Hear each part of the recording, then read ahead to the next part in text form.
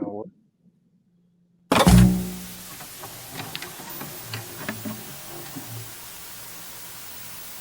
The truth is out there. Never stop looking. Never be sheep.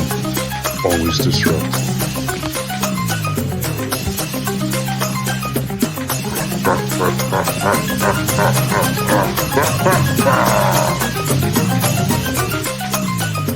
We are the ungovernable. We are the truth seekers. We are Sasquatchers.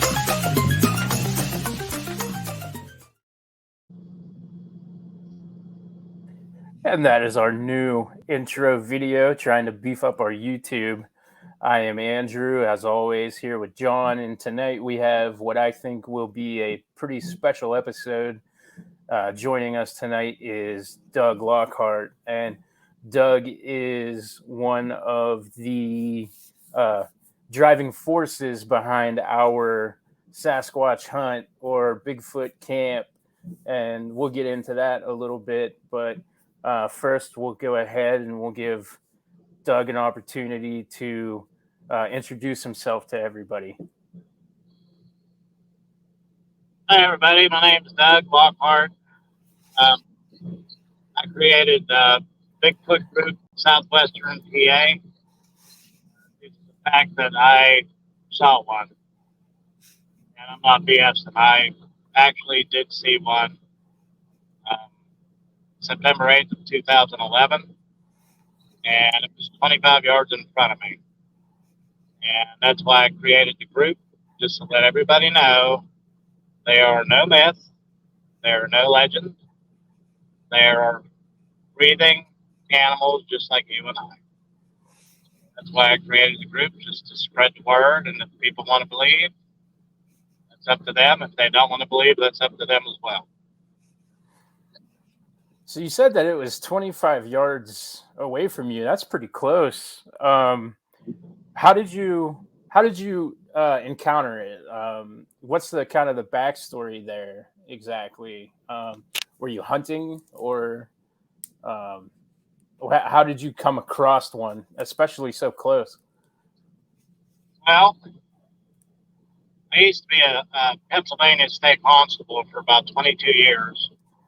And I was after a guy off of Skyline Drive, actually right across, not even a couple hundred yards across the state line into West Virginia. And I never did get him.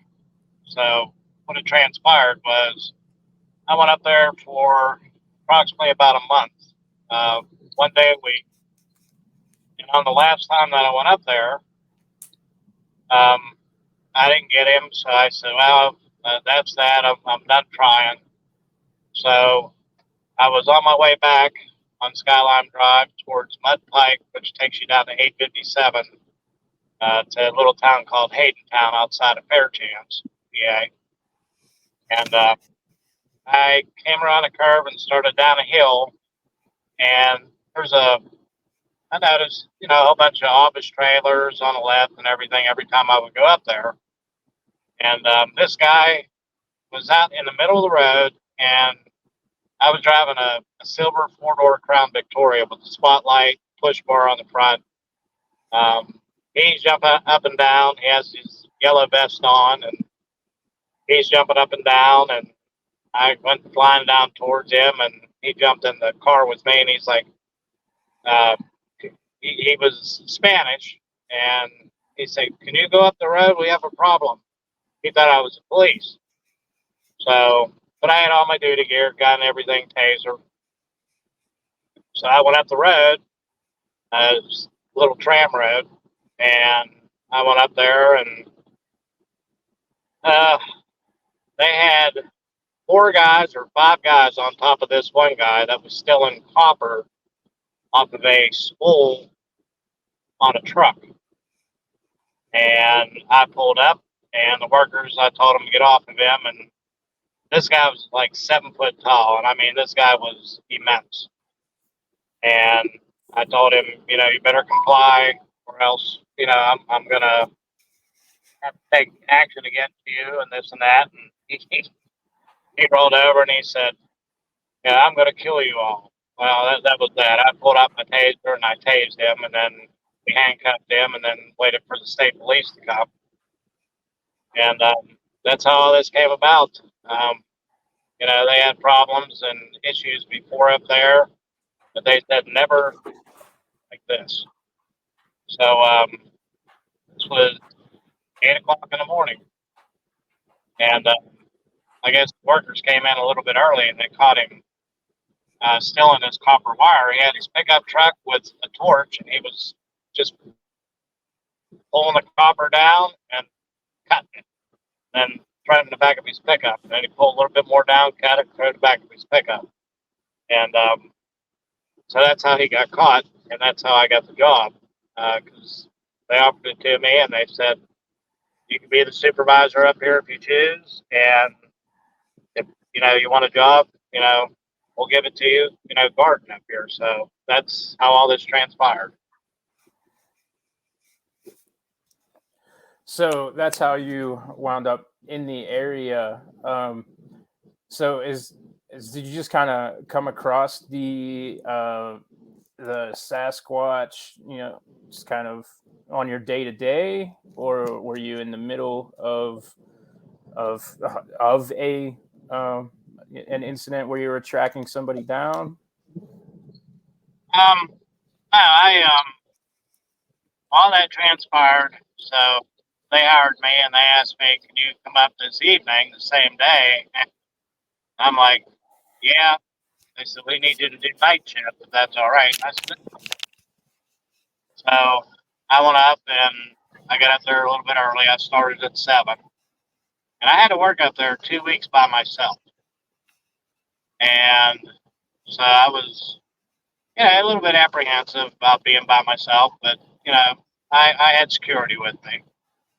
And so I went up and, they just sit here in the parking lot, don't move. You don't have to go out to any of the windmills. We don't have any more copper. The spool of copper is ruined. So we have to order another spool of copper, which back then it was worth $80,000. Since I got arrested and he ruined the whole wire, he said we just can't use it. So anyway, I get up there and it's a little bit early. It's like 20 till 7. They told me just sit here in the parking lot, watch the Connex trailers with their tools in it, watch the office trailers. They had computers and everything else in there. I said, okay. So the first night I was up there, nothing really happened. I mean, I heard a couple sounds, but I really didn't pay much attention. The second night I was up there, I heard a couple like wood knocks, and I'm wondering what in the heck is that? And then the third night I was up there, I'm sitting in my car and I'm looking down at my phone, and right up in front of me, there's like a telephone pole with a piece of plywood on it.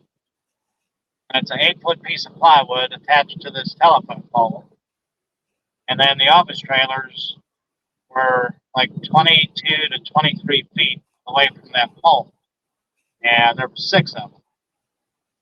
So I'm sitting there and I'm looking at my phone. And I happen to look up and I'm looking around. And I look back down at my phone. And then I look back up and I see something fly in the halogen street light. I can see it and it's coming towards my car. I'm like, what the heck is that? And then all of a sudden, boom, right on the roof of my car. I jumped out of my car and it bounced off my car and then landed on my trunk. I jumped out of my car. I have my flashlight out and I'm looking. And I seen this rock. It was about that big. And it bounced off my car and then bounced up in the air and then bounced down on my trunk. I went over and I picked this rock up and I said, you throw another rock at my car, I said, we're going to have a big problem. Just dead silence. Dead silence. And the closest house is probably about maybe almost a mile, mile and a half up the road. There's no other houses around. So, I was pretty mad. So I stayed up the rest of the night. Nothing else happened. So, fourth night, nothing really transpired. The fifth night, I heard a scream, a high-pitched scream, like a woman that was being, abducted. Like the scream, like what? I mean, wow! It went up real high, and then it come down real low, and then just stopped. And then what hair I have, it stood up on the back of my neck, and I'm like, what in the hell is that? And I never heard that sound before in my life. So I was on edge. I mean, I was really on edge. I didn't know what to say.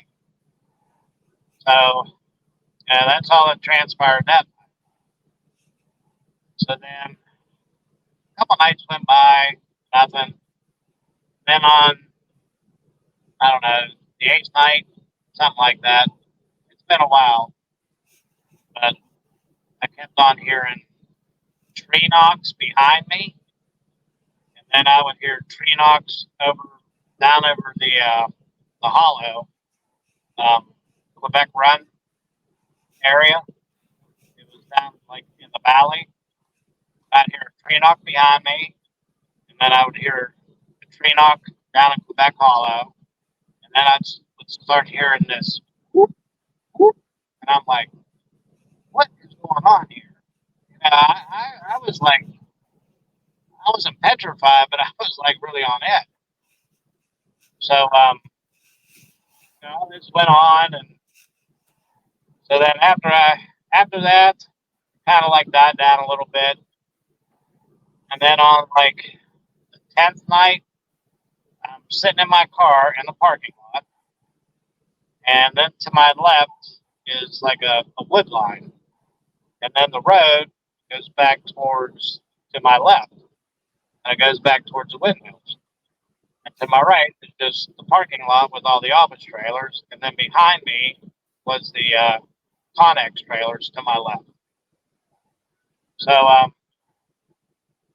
I'm just sitting there, and I hear this tree snap. I mean, it just like snapped. Crack. I looked over to my left, and I got my mag light out, and I'm shining it, and I caught two red eyes. It looked at the mag light, and then blinked, and then it was gone. But these eyes were like red. I mean, red. And I'm like, what in the heck has red eyes when you hit it with a light? And I try to Google it, and there's some bird over in Africa or something. But nothing like around our general area, PA. And at least I couldn't find anything. So, just a couple other things, a couple nights later. Well, then I got to hire some people on. John Ross, and a couple other constables. They did weekend work for me. And then John Ross and Don Ross, they did night shift with me. So,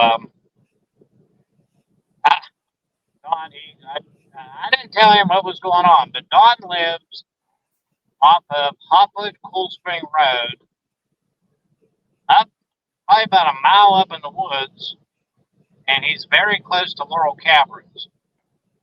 And, I didn't say anything to him what was going on, nothing. So what we started doing, what they wanted us to do was go do rounds, go through windmills 1 through 16, and come back out of the parking lot and go up to other windmills. There was like 3 windmills to the right of us, and then windmills on Mud Pike, and and go out to the substation out on Kirby Road, which is about, I'd say, about 8 miles. Okay.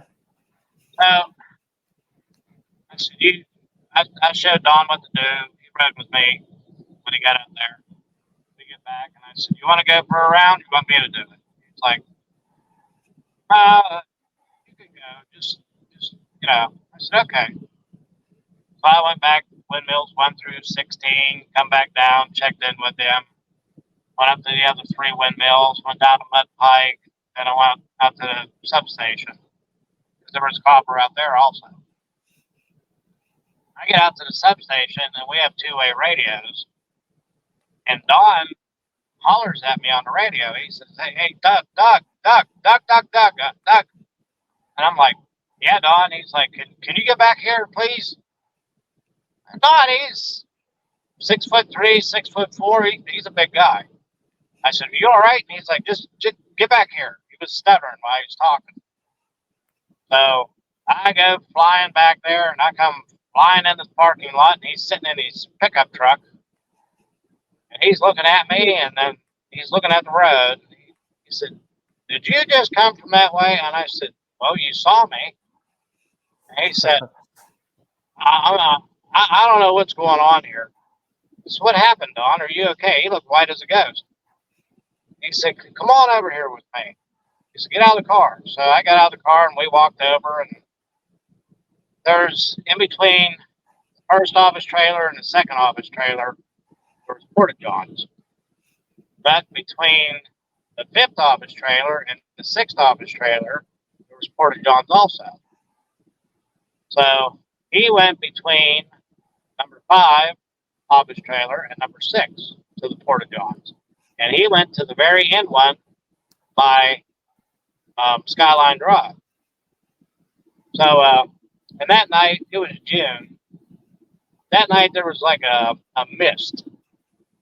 It didn't rain, but there was like a mist. So, we walk over. I walk all the way over there with him, and I'm like, "Don, what are you doing?" And he's like, just come with me." I walk over, and he's like, "Can you reach the top of that porta-john?" I said, "What's this all about?"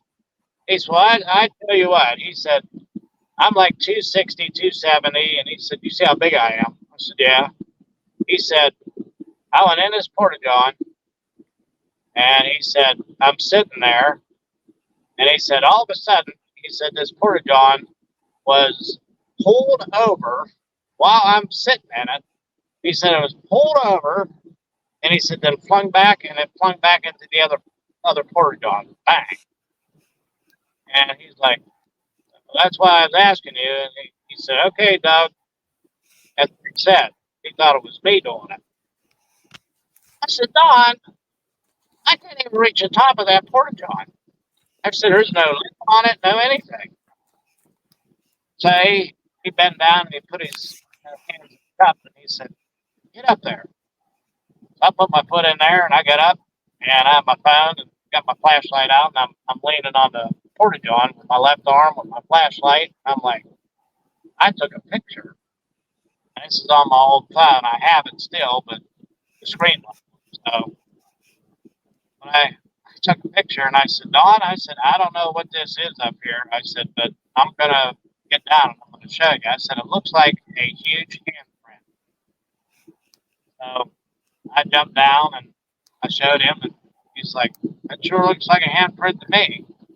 It looked like this thing just put its hand on top of the porta-john and just like pulled it over, then flung it back. And I mean, this handprint was, I mean, my hands aren't big, but this thing was just massive.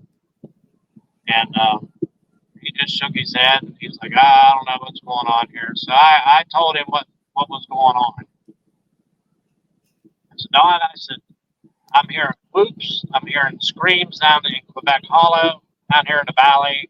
I'm hearing these tree knocks, something's banging on a tree." I said, I saw red eyes with my mag light. I said, "I don't want to tell you because I don't want you to get spooked or whatever." And he just looked at me, and he's like, Screams, huh? I said, yeah, Don, screams. And he's like, what kind of screams? Real high pitch screams, like goes up real high and comes down real quick. And he's like, you know where I live? I said, yeah. He's like, I've heard. And I'm like, really? And he's like, yeah. He said, yeah. He said, they go up real high and they come down real quick. And I said, yep. I said, that's the exact same scream that I heard. And he's like, yeah. He said, what do you think it is? I says, I have no idea. And he said, I've heard those, he said they call them tree knocks, wood knocks. And I'm like, yeah. He's like, it's Bigfoot. I said, oh, get out of here, Bigfoot. And he's like, I never saw one. He said, but everything you're telling me, he said, I hear it up by my house. I said, okay, whatever. So that night we stayed in one place together. And I told him, I said, I think it'd be safer if we just stick together. You face your car this way, I'll face my car this way, and we'll just BS back and forth. So we did that. And then we worked till morning. Nothing else transpired. So we worked till morning. The next night we came up. And he would stay in the parking lot, and I would go do the first round. And I came back, and I said, anything happen? He's like, nope, all quiet. I'm like, okay. As soon as he would leave, and I'm not lying. I mean, I am not lying when I say this. As soon as he would leave, within 5 minutes, all hell would break loose. I'd start hearing tree knocks, I'd hear whoops, I'd hear screams, and I'm like, I'm getting like real uncomfortable. I mean, real uncomfortable. Well, I got on the radio, I said, hey, Don, get back here. So he comes pulling in, and I said, Don, I'm hearing all these screams, these wood knocks again. He's like, really? I said, yeah. I said, do you mind if you sit here with me? He's like, nope. He said, sit here again. So, nothing happened. When he would come back, and my right hand to the Lord. He'd come back, and nothing would happen. It's only when he would leave. So, we finished out the night, and the next night, we're sitting there, and him and I are conversing back and forth, and he looks at me, and he's like, do you smell that? I said, ooh, yeah, now I do. It was like a real pungent, like a landfill in the summertime. And I mean, just a mixture of stuff, and it just stunk. Now, we're both facing towards the road. There's a mound of dirt behind us. So I'm sitting in my car, and I happen to look up the rearview mirror, and I look up, and I see a head with like hair, like coming out of it, like strings of hair. I see shoulders, and I see arms, and it's back behind this dirt pile, and it's standing up. I said, hey, Don, I said, look in your mirror. I said, right behind the dirt pile, tell me what you see. He had to bend down. He looked in his mirror, and then he moved his mirror. And he's like, I see what you're seeing. He said, I see a head, I see shoulders and arms. I said, yeah. I thought it was somebody screwing with us. Well, from that dirt pile, there's a field behind there. And the wood line goes to maybe I'd say 50 yards, maybe 75 at the most. I said, Don, on a count of three, I'm jumping out of this car, got drawn, and I said, I'm gone. And he's like, all right. So I told him 1, 2, 3. I jumped out of the car, and I ran up over that dirt pile as fast as I could go. And it was a pretty high dirt pile. And that thing was still there. As soon as I got out of the car, I seen it drop down. And I ran up on top of that dirt pile. I I get up on top of that dirt pile with my flashlight and I'm looking. There's nothing. Nothing. I saw the top of its head go down, behind the dirt pile. So if that thing's that quick to run, 50, 75 yards, by the time I had to run like maybe 20 feet, 30 feet, and up the dirt pile, I'd say it's a pretty quick thing. But people say from what I heard, they can run up to like 50 miles an hour on all fours. 50 mile an hour, I'm sure you could do, within 50 yards, 75 yards, you could be in a woodline. So all this weird stuff just kept on transpiring, and Don had a rock thrown in his car when I left one night. I got back, and he's like, I had a rock thrown in my car. And I was like, really? He's like, yeah. So September 8th, 2011, I'm sitting in my car. I'm just looking around. It's 2:30 in the morning. It's quiet. So I'm just sitting there, and then I look up, and I'm looking around. I look back down at my phone. Then I look back up, and the telephone pole, like I said, is about 25, 30 yards at the most. It was right in front of me with halogen street light, then the 8-foot piece of plywood. At the bottom of the pole, I'm looking, and there's this black round object at the bottom of this pole. And I'm looking, and I'm like, that wasn't there before. And I'm looking. This thing's like charcoal black. And I'm looking. It didn't move, so I was like, that's an animal. I thought it was. So I look back down on my phone. I look back up, and it's gone. I'm like, okay. Look back down on my phone. 5 seconds later, I look back up. My right hand is gone. Underneath the light was this big black blob. And I was like, what in the hell is that? And I'm looking. Well, that blob stood up. When that blob stood up, it stood up. It stood up. And there's a peg on the side of the pole for like the workers, like if they're in a basket, they can get up the pole. Right. It's at least 8 foot high off the ground. And this thing, when it stood up, it was right next to that peg. I remember it.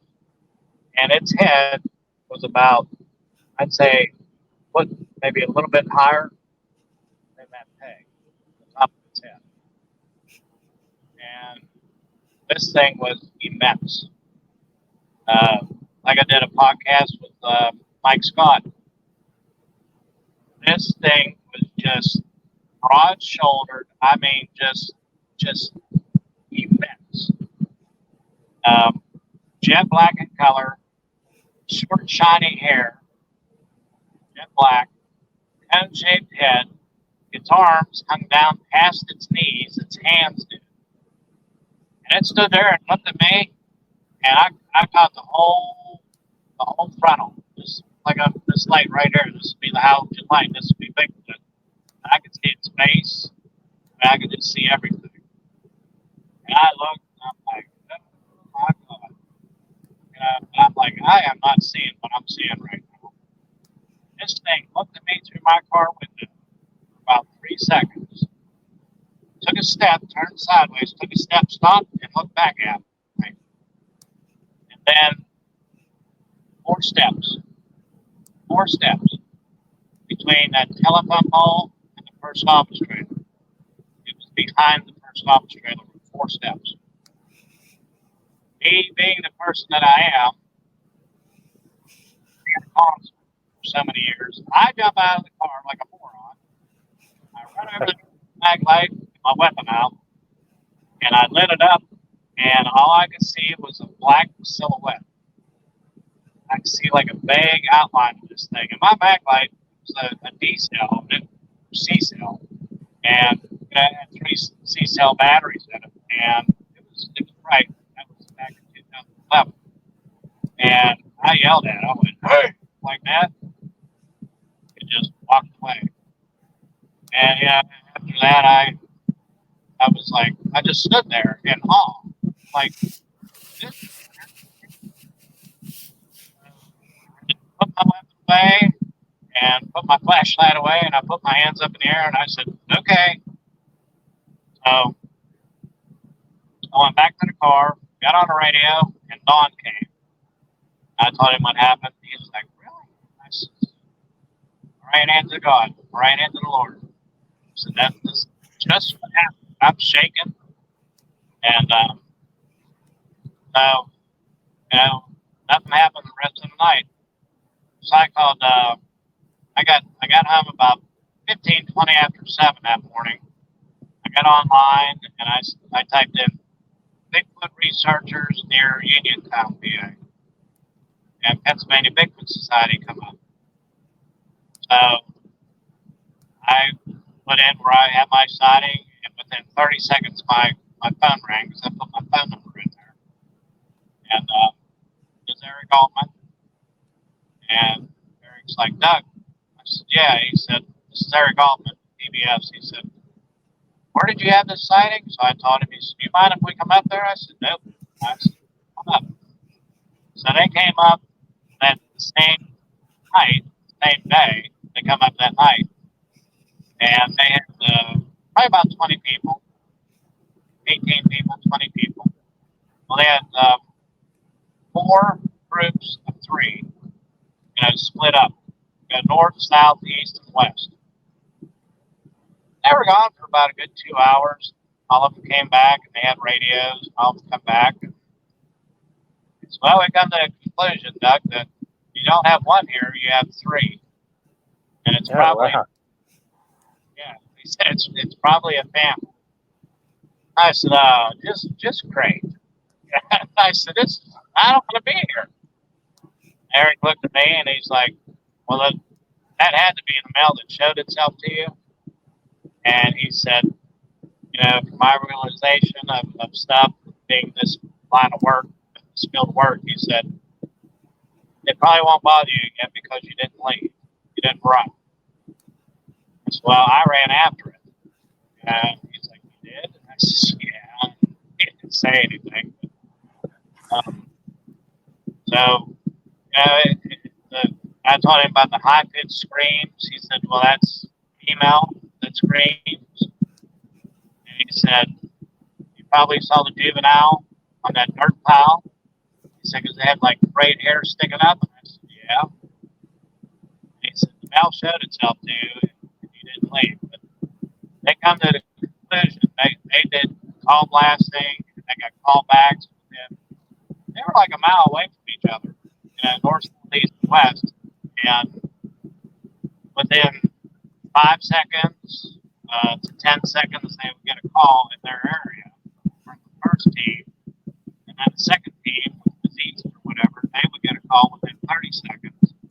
And they said, "There's no way that this thing could run a mile or so, in 30 seconds and do a scream or whatever and then run back." So that's the conclusion they said. But Eric, he did a interview with Small Town Monsters as well as I did. And he said, on Small Town Monsters, he said, "That is the most active place that I've ever been to." He said, "It's up there in Deadwoodville farming. He said, Doug had his encounter. And he said, that is the most active place that I've been to. And I'm here to tell you, I was not prepared for this. I was taken off guard. I was just in astonishment of what I saw. And I tell you, there is really juvenile. And once you smell one, you don't forget that smell. So if you're ever out in the woods and you get this real pungent, nasty smell, there's one around you. And That's one thing that everybody always generally kind of agrees. That it's accompanied by this smell that you just kind of never forget. No, you don't. You don't. I mean, this smell was. I mean, when it hit you, it was worse than the skunk. When it hit you, I mean, it hit you. And I know I won't forget it. I've smelled it out the woods a couple times. You know, I'm at home. I know there's one around because I can smell that smell. So it's one thing you won't forget. Right. Did you have any other experiences after that, or was it accurate in the sense that when you predicted it wouldn't show itself to you anymore because you didn't flee? Was that kind of what actually happened then? Did your experiences like cease? That's exactly. Eric and PBS, they came up, and the next night after that, you could hear a pin drop. I know they were around. You could just feel it. But they did whoops. They did call blasting. Nothing. They would not answer back. Nothing. But, you just get that inkling that something's around you. And, I knew they were around. But they just didn't want to cooperate and say anything back to you. Yeah. Right. Transpired after that. It was, you could hear the pin drop. Every night I went back up there, nothing transpired. Nothing. So something like that would obviously have a lasting impression on you. Clearly, you have continued to kind of do your own research, at least at the level that you are able to. Right. Are you able to, discuss any of that? Some of your excursions that you've been on, hikes or anything. Have you found any other hotbed activity areas? Well, not necessarily not bad. It seems like when you go in, especially up in the mountains, like above Hotwood, there's all kind of X structures up there, and you walk up to these X structures. And if you see an X out in the woods, and you walk up to it, and you look at it, these trees are like huge, and they're like 30 feet tall. There's no possible way a man could grab this 30-foot tree that's 10 inches round, just a big tree, and drag it over there. But if you look at the bottom, if you happen to see an X out there, you look at the bottom of the tree to see if there's any roots, to see if those trees fell together to make an X. I can guarantee you, 99% of the time, those were placed there. Unless there's roots at the bottom of that tree where it fell and then the other tree fell to make an X. But look to see if there's roots. If there's no roots, then they were right there. It seemed like a lot of tree bends, you know what I mean? Yeah. Tree bend. I had another experience, actually two. I was like 12. I was riding my dirt bike back behind Republic PA, back behind this building they called the PA Grocers Association. And I come up to this slate dump, and the trail went straight, and the trail went left, and then the slate dump was to my right. Well, I'm sitting there, and I right at this little crossroads, and I shut my bike off. This other trail to my left had like a dip, and then it went up like this. And I happen to look, and I'm looking underneath like this. There was a tree there, but I see this big black moth. And I'm looking, and I'm like, what is that? And all of a sudden, it just jumped up, and it took off. I could hear it running. And then when it ran down through the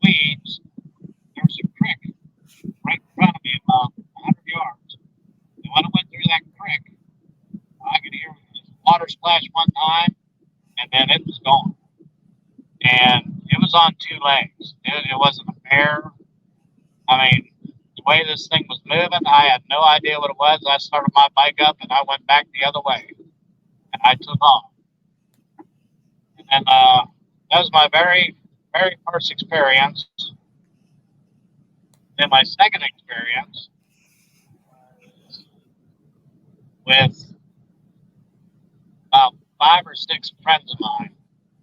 We went down to the witching well in Lawrenceville, and we walked down to the wishing well, and we almost got right at the bottom, and all of a sudden, all of us heard this splash, this whoosh, and then boom, there's a bridge that goes across. Well, we all had flashlights, so we walked up on this bridge, and we see this huge, I mean, huge, because of the water. When it jumped up on the bridge, it like splattered water everywhere. But you can see the outline of a foot. And I'm like, what is this? There was only one, and it was in the middle of the bridge, and there was another one, but it was off the bridge. It was on concrete. And that was like 6 or 8 feet.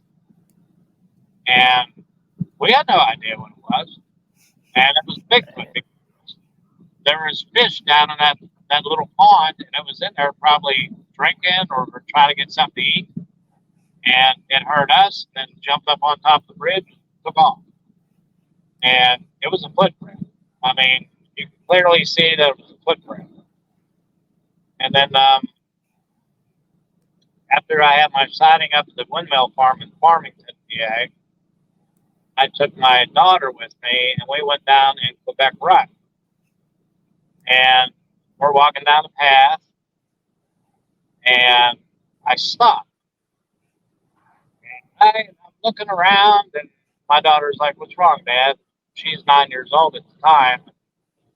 I said, "I don't know." I said, I got a feeling.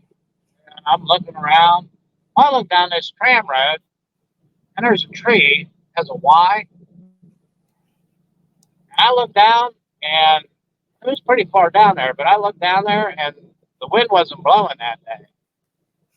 And I look down, and I see a shoulder, an arm, and then a head right in the Y of that tree. And it's going like this. It's rocking back and forth.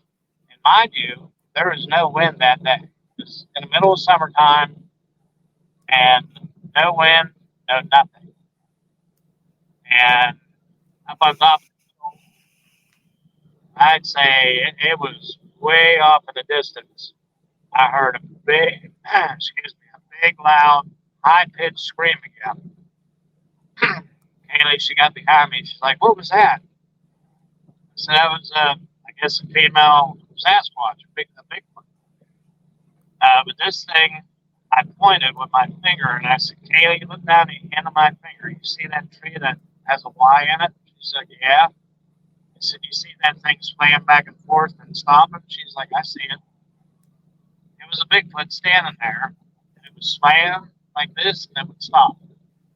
You can clearly see the shoulder, the arm, and then you can see the head and the Y of the tree. And so we just turned around and we walked back up the path. And she wanted to leave. She got scared. So I said, "Okay, let's go." But I left a whole bunch of stuff right there. Like a whole bunch of food, apples, oranges, bananas. And I went back down the next day. All of them were gone.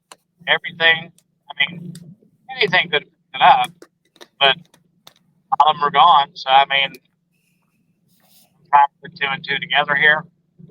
Right, yeah. What I saw and she saw, we saw an arm, a shoulder, and then a head in between that Y and that tree. So, yeah, I mean, that's about the only other encounters I've ever had. I have a question for you real quick. Since you have seen these things pretty close and, Have you seen that video that's making the rounds right now on social media where there's almost, to me, almost like it looked like a hooded figure, and very much like the jet black description, like you described the male Sasquatch that you encountered, but there's crime scene tape, and there's a tree, and it picks this tree up, and everybody's estimating this tree to be like 530 pounds, and he picks it up and he just starts like cracking it against this other tree. And I've been seeing this for about a week. A buddy of mine had sent it. It was on TikTok, but it's been popping up in all of the Facebook groups and whatnot. And the face to me almost looks too human, but having never experienced anything, like if this was a hoax of any kind, it's a really well done one, because you do kind of get a look at the head, and it very obviously is then picking up this tree and kind of smashing it and breaking it off of this other tree that absolutely no human could do without trickery. And as far as videos go, I'm not so much sold on the appearance of the Sasquatch in it, but rather what you see him do, I think is kind of jarring. Like I don't see how within the realm of this video, like a regular person would be able to do that. Have you seen that video?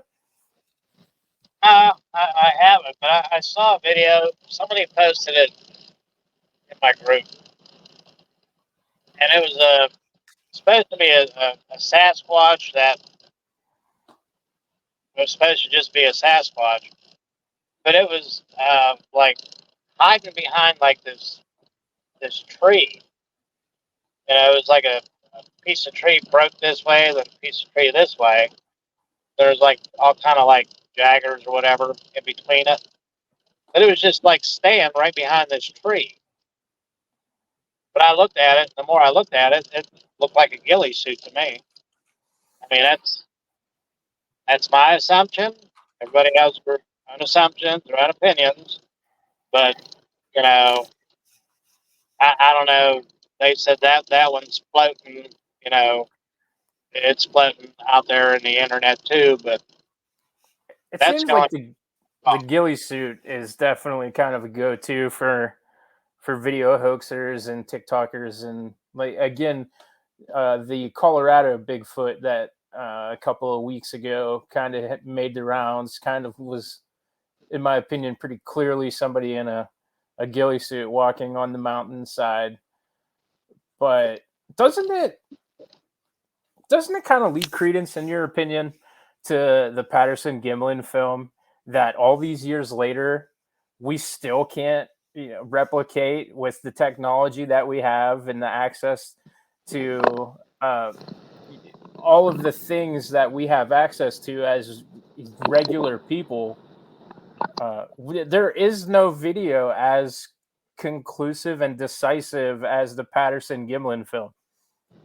Where do you stand on that film? I know like a lot of people have tried to discredit it. Myself, scientifically I don't see any way to discredit it. So that, to me, that's still the kind of end all be all of Bigfoot evidence. But I'm curious what your opinion is. Well, I can tell you one thing. I watched that video, even though it's with an 8mm camera film. I've watched it, and I mean, they pointed out like leg muscles, thigh muscles, and nobody in a suit, you're not going to be able to see those muscles in its leg. Absolutely. It said it looked like it had a like a hernia. Excuse me, like a hernia, I believe, on its leg, or some type of like a ball or something. But you watch that thing walk, and just the strides, just taking the walk, the strides. And then you look at the leg, like in slow motion. And there's a guy on YouTube, and he is really good. Thinker Thunker. You send him a video, and he will dive into that video and tell you yay or nay if it's real. And I think he did the Patterson Gilman film, and I think he's the one that pointed out. He said, "Look at the thigh muscles. Look at the leg muscles." He said, "Are you going to find that in a suit?" He said, "No." Yeah. Not in suits that in the '60s for sure. Right. You compare the Patterson Gimlin film to Planet of the Apes, which was a big budget Hollywood blockbuster with all of the money available to it at the time, and those apes look nothing close to what you see in that film. So, I mean, there's skeptics, there's critics, and scientifically, I absorb all of the information before I make any kind of opinion. I think skepticism is a big part of what drives the science. So I'm not, against skepticism, but a lot of the things that people say about that video, I think, have been very easily uh, proven correct. Like you mentioned, obviously you see the muscle mass, but also there's like matted hair and just the suits of the time didn't look like that. And the gentleman who claims to have worn the suit wasn't involved in the making of the film. And to me, something that I think everybody kind of hinges on as far as hoaxing goes is these deathbed confessions and confessionals that people make. Uh, and to me, if I'm going to hoax, I'm going to let somebody else do all of the legwork. And then when no one else is around to take credit for it, then I will. And that's how I would do it. So to me, when I hear somebody even say that, hey, I was a guy in that suit and we filmed it, then I just I don't believe it. One of the gentlemen was still alive to refute it and say that that absolutely didn't happen. And so I don't know. That's just kind of my take. And this is our first like real solid Bigfoot episode. So I've been dying to get that off my chest. that discussion for me, I think like hoaxing is almost a science in its own right. And I mean, it's something that, it sucks when you're in a community like this or somebody like yourself who has actually had multiple experiences in the environment with the Bigfoot. So you've seen it, you know what you saw, it's real. And so like, hoaxers kind of cause people to think that you're crazy, right? Uh, so it's a difficult thing to kind of navigate.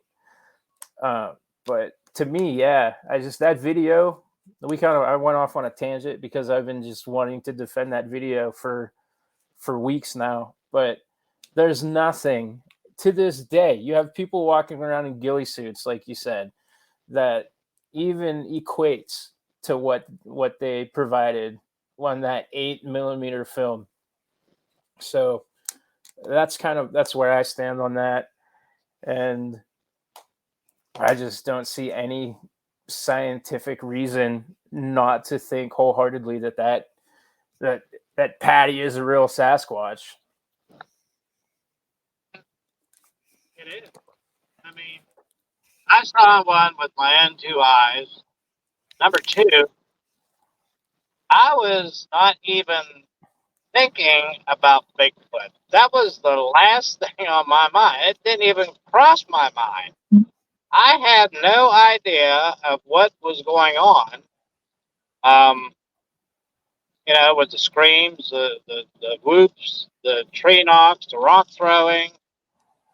I had no idea of what was doing it until September 8th of 2011. That's when I saw it. And that changed my mind forever because it's something I'll never forget.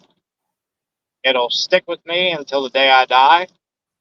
And I'm very privileged to have seen one because a lot of people don't get that.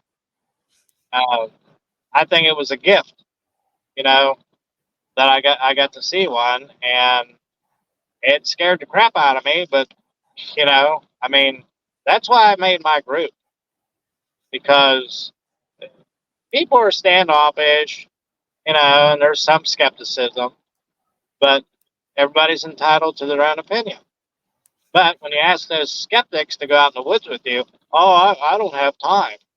I don't have time to go and this and that. They always find an excuse, because if they see one, then they'll probably be like, running through the woods and trying to get out of there. But I've never ran into like a fierce Bigfoot, like throwing multiple rocks at you or anything like that. I think there might be some like that, just like a human being. Might be volatile, you know. Once you out of their area, they want to be left alone, and they'll do anything they have to do to get you out of there. And that's why that male showed itself to me, because he wanted me to leave, because that windmill farm was disrupting their environment. And he wanted me to leave, but he didn't know that I couldn't leave because I had to stay there. And, Right. but I'm 100% a firm believer due to seeing one.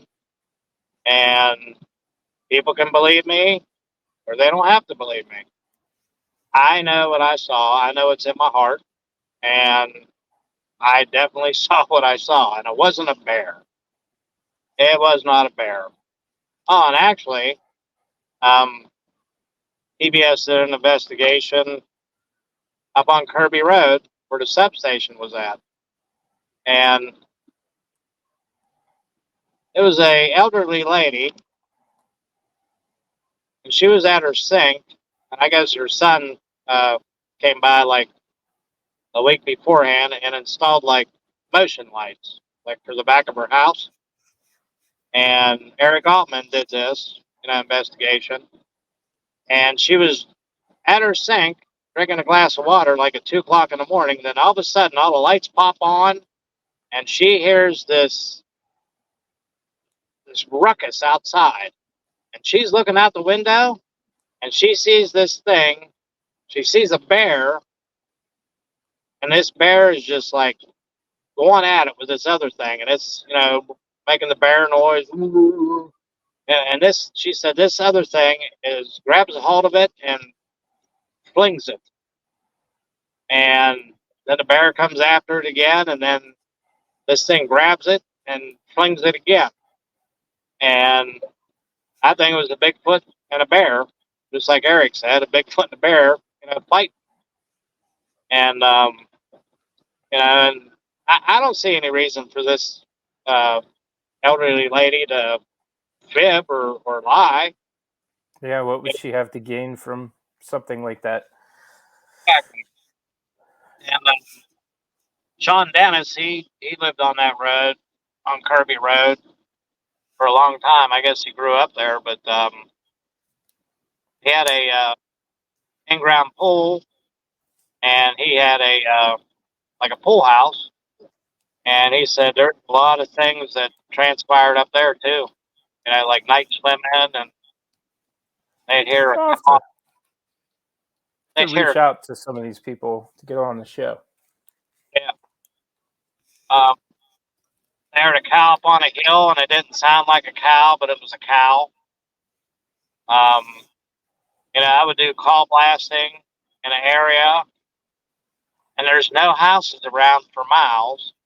And then all of a sudden you hear a dog barking. And then you hear it, and it's like, that sounds like a dog, but is that a dog? It's just strange stuff. Yeah. Well, we are hitting that hour mark where we usually like to kind of cut it off.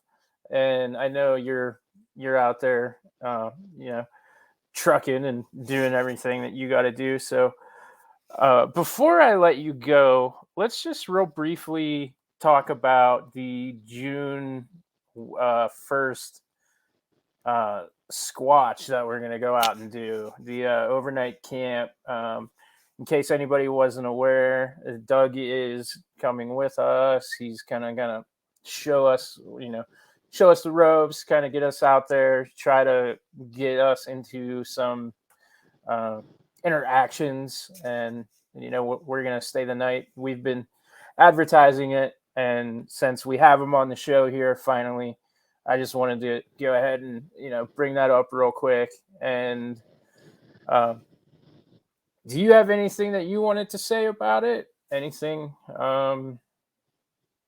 as far as promotion goes, or if there's somebody maybe on the fence who doesn't want to come out into the woods with somebody like myself and John, any assertion from Doug that we're going to be safe and not end up lost out in the middle of nowhere like I would end up being without a guide? No, this is it's not really far. It's not a bad trek in. It really isn't. It's going to be on Route 31. Oh, we lost him again. Is he coming back? Oh, we lost you there for a second. Oh. Route 31 was the last thing that we heard. Yeah, Route 31 and Fire Tower Road. It's directly across from Fire Tower Road. If you're going towards Somerset, you hang like a left. It's like a Y on the road. And it's Northwoods parking lot, trailhead. So it's Northwoods trailhead, and that's where we're all going to meet on June 1st between like 10 and 11. And there's a couple people with disabilities, and there's a road past that, down the hill past the stone quarry on the left. It's called Tunnel Road, and you can make a left into Tunnel Road, and it takes you to the back way to the pavilions down there, and it's half the distance, not even half the distance to the pavilions. So that'll be June 1st between 10 and 11 o'clock in the morning, and then we're going to stay until Sunday till noon or whatever, until everybody gets out of there, and then we're going to bring food. Everybody brings food, and there is, I think, 5 pavilions. I'm going to have extra tents, sleeping bags, but I think 5 pavilions can hold like 4 to 5 people. And if anybody needs a tent or an extra sleeping bag, I'll have some things with me. But I think it's going to be a blast.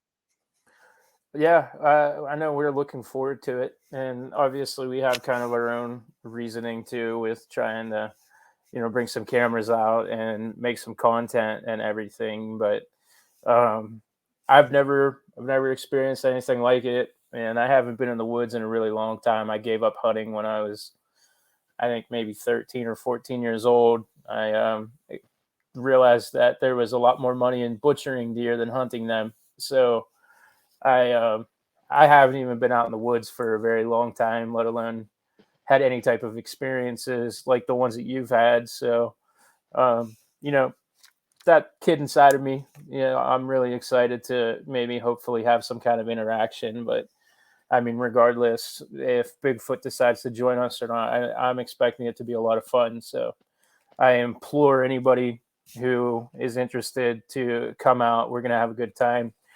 I have been designing some merchandise. We have a merch store.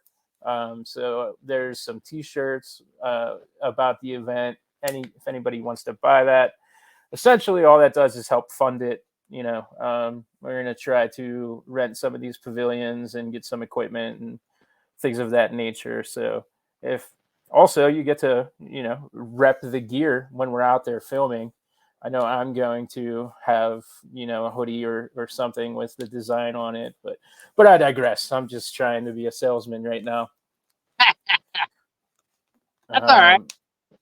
Yeah, I gotta start making some money here. So yeah, we'll go ahead and start advertising that. But yeah, absolutely, it's going to be a lot of fun. We're looking forward to it. We have people traveling from out of state. We might even be lucky enough to have somebody come in from Vegas, which would be a huge get for us for this. He was a guest on a previous episode not too long ago, but we hit that hour mark, so I'm going to let you go. And I want to thank you for coming on and sharing your experiences. It's something that we've been trying to line up for quite some time. And I'm honestly thankful that it took a little while for us to do this, because it gave us some time to interact in the meantime and kind of get to know each other a little better before we can, get the show together. So Oh, yeah. I appreciate you, Doug. I appreciate you, Drew. I really do. And if anybody wants to, find out, more specifics of the camping with Bigfoot, just go to my group, Bigfoot Group Southwestern PA, on Facebook, and it's up in the featured section.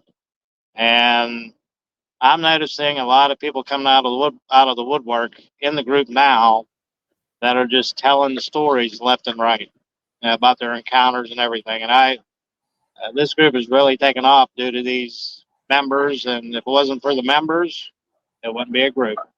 And I thank them all for joining. Right. Yep. Absolutely. So again, thank you.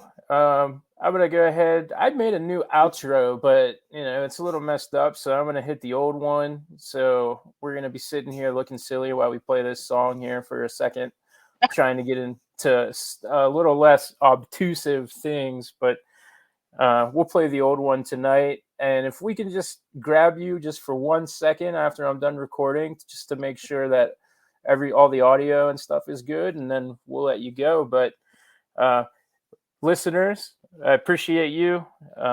Thanks for squatching.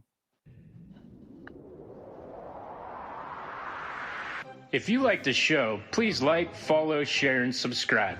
Your support means the world to us. Thanks for squatching.